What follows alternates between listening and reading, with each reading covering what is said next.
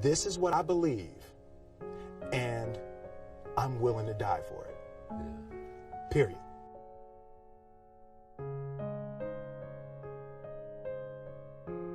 Greatness is not this wonderful, esoteric, elusive, God-like feature that only the special among us will ever taste. You know, it's something that truly exists in all of us.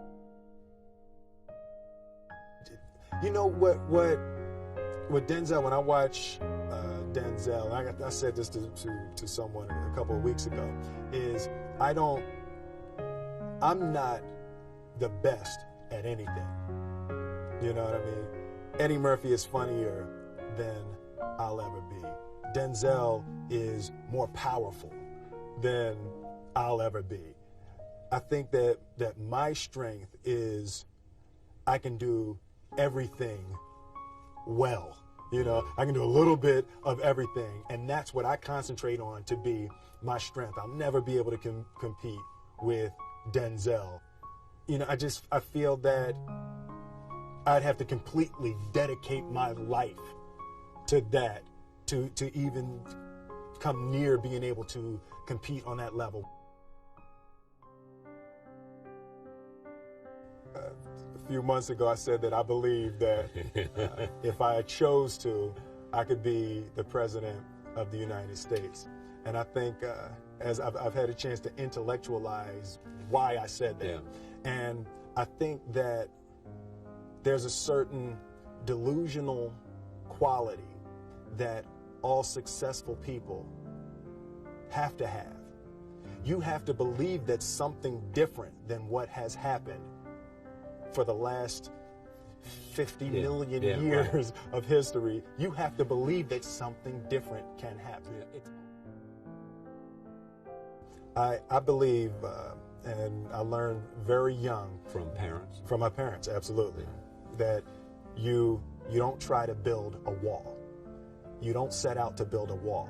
You don't say, I'm going to build the biggest, baddest, greatest wall that's ever been built. You don't start there. You say, I'm going to lay this brick as perfectly as a brick can be laid. There will not be one brick on the face of the earth that's going to be laid better than this brick that I'm going to lay in this next 10 minutes. Yeah. And you do that every single day. And soon you have a wall. And soon you have a wall. And I think psychologically, the advantage that gives me over a lot of people that I have been in competition with in different situations is it's difficult to take the first step when you look how big the task is. The task is never huge to me. It's always one brick.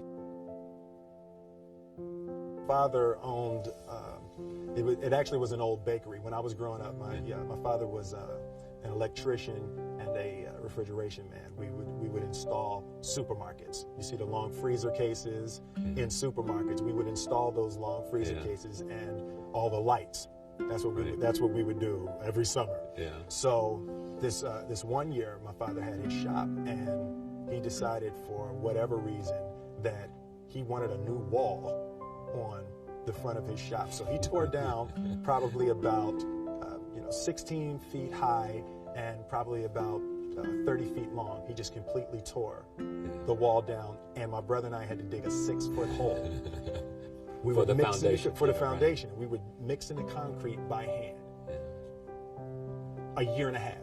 We were building this wall for a year and a half. Every day after school, we would come and mixing concrete, putting it in the hole, doing it. And it was just myself and my little brother.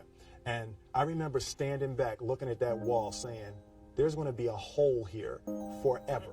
A year and a half later, we laid the final brick. And my father stood back with my brother and I know he planned this. He says he didn't, but I know he had been planning this and writing this for his for the past 2 years. But we stood back, we looked at the wall, and he looked at me and my brother and said, "Now, don't y'all never tell me that you can't do something," and walked into the shop.